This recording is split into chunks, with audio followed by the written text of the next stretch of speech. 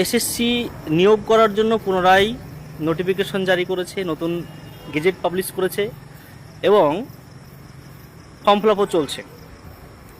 যে নোটিশটা পাবলিশ হয়েছিল সেখানে বলা হয়েছে, মানে ফার্স্ট লাইনেই লিখেছে যে সুপ্রিম কোর্টের যে রিভিউ হয়েছে সেই রিভিউয়ের আউটকামের ওপর এই যে পরীক্ষা বা তার মাধ্যমে নিয়োগের ভবিষ্যৎ টিকে থাকবে।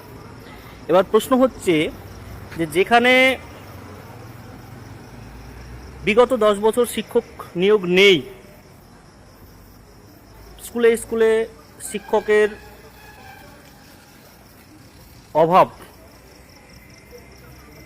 সেইখানে দাঁড়িয়ে যারা একটাও এসএসসি দিতে পায়নি, যারা শিক্ষক হওয়ার স্বপ্ন দেখে, তাদেরকে কিভাবে প্রতারণা করা হচ্ছে।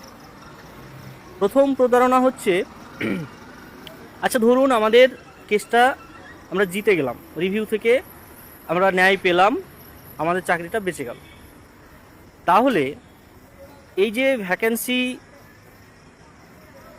ডিক্লেয়ার করেছে সেকেন্ড এসএলএসটির নামে, যে ভাওতাবাজিটা শুরু করেছে, সেখানে যে ভ্যাকেন্সি ডিক্লেয়ার করেছে সেখানে ধরুন আমি ম্যাথামেটিক্স ওবিসি এর কথা বলি, 226টা ভ্যাকেন্সি ছিল 2016 সালে ওবিসি এ। এই 226টার মধ্যে 226 জন চাকরি করছে, তো স্বাভাবিকভাবেই এবারে ভ্যাকেন্সি যেটা দেখিয়েছে সম্ভবত 235টি। তাহলে যদি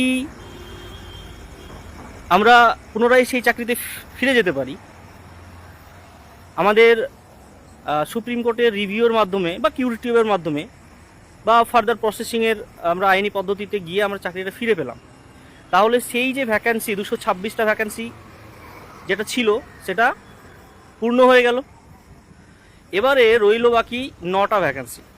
তাহলে কি যারা ফর্ম ফিল আপ করছে তারা এই 9টা ভ্যাকেন্সির জন্য প্রস্তুতি নিচ্ছে? মানে বিগত 10 বছরে নিয়োগ হয়নি, আর 10 বছরে যারা পরীক্ষা জন্য প্রস্তুতি নিচ্ছে, বিএড কমপ্লিট করেছে, মাস্টার ডিগ্রি কমপ্লিট করেছে, গ্র্যাজুয়েশন করেছে, তারা এই 9টা ভ্যাকেন্সির জন্য প্রস্তুতি নিচ্ছে? মানে ভাওতাবাজি চলছে, ফর্ম ফিল আপ করানো হচ্ছে, মানে ফর্ম ফিল আপটা আটকানো যাচ্ছে না, যেখানে ওবিসির মতো একটা গুরুত্বপূর্ণ বিষয় আইনি লড়াইয়ে মানে আইনিভাবে আটকে রয়েছে, যার সমাধান হয়নি বা সমাধান ইচ্ছাকৃতভাবে করা হয়নি।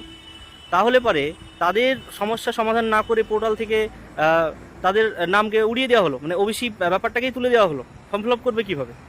জেনারেল বা এসটি এসসি সব কিছু থাকছে, ওবিসি থাকলো না, জেনারেল হিসাবে তারা ফর্ম ফিল আপ করলো, তারপরে তার আউটকাম কী আসলো সেটা ডিপেন্ড করছে তাদের ভবিষ্যৎ। তাহলে ভ্যাকান্সিগুলো কী হবে? এইটা হচ্ছে প্রথম ভাওতাবাজি। আচ্ছা ধরুন ফিজিক্যাল সায়েন্স জেনারেল ভ্যাকান্সি ছিল 1394টি, মানে 232টি ভ্যাকান্সি কমে গেছে। তাহলে যদি আমাদের এই রিভিউর মাধ্যমে আমরা চাকরিটা ফিরে যাই, তাহলে 1494টা ভ্যাকান্সিতেই যারা চাকরি করছে তারা ফিরে যাবে। যারা ফর্ম ফিল আপ করছে তারা কি -232টি ভ্যাকান্সির জন্য প্রস্তুতি নেবে? মানে নিজেরা চাকরি মানে কি করবে? -232টি ভ্যাকান্সি মানে কি এটা কি কাল্পনিক একটা জগতে নিয়োগ হবে?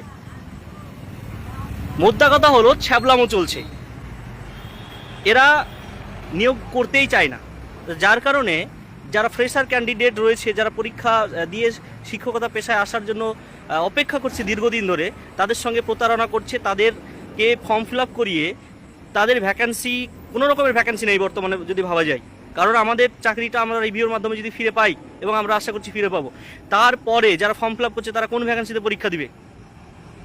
তারা কোন ভ্যাকান্সিতে পরীক্ষা দিবে? তারপরে এই যে মানে ছেলে মেয়েদেরকে নিয়ে ছেলে খেলা চলছে, তাদের ফর্ম ফিল আপ করানো হচ্ছে গাদা গাদা টাকা নিয়ে, যেটা সেই সময় 250 টাকা ছিল, 240 টাকা ছিল, সেটা হঠাৎ করে 500 টাকা করে ফর্ম ফিল আপ করানো হচ্ছে। তাহলে এই ফর্ম ফিল আপ করিয়ে তাদেরকে যে ধোঁকাবাজির মধ্যে রাখা হচ্ছে, এটার কারণটা কি?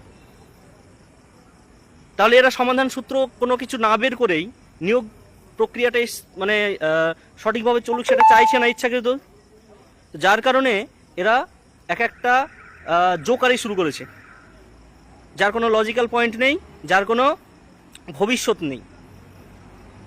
আচ্ছা যারা 2016 সালে ওবিসি থেকে চাকরি পেয়েছিল, যেটা বর্তমানে 1 থেকে 66 নম্বর সিরিয়াল পর্যন্ত ওই সাবকাস্ট নেই, সে ওবিসি হতে পারে, ওবিসি বি হতে পারে, যাই হোক না কেন, সেইখান থেকে তারা এখন ফর্ম ফিল আপের সুযোগই পেলো না, ধরুন সেইটা সুপ্রিম কোর্টের মাধ্যমে ইনভ্যালিড হয়ে গেল, মানে বাদ হয়ে গেল, ওবিসি যেটা 66 পরে যত নম্বর সিরিয়াল ছিল আর কি, সেটা বাদ হয়ে গেল।